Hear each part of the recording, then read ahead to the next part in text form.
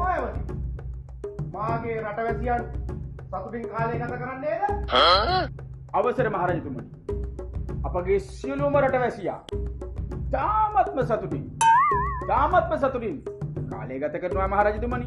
තම අවසර මහරජසහෝ.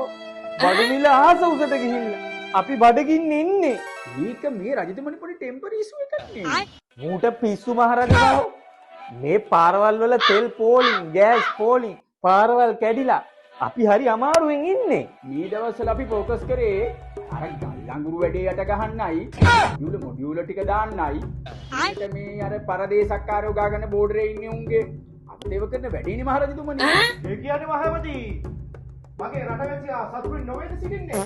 මහරජතුමනි බලන්නකො සෝෂල් මීඩියා එකේ නම් මහජනතාව නටනවා. ඔබතුමාගේ කවුන්ට් එකට ගිහිල්ලා බලන්නකෝ.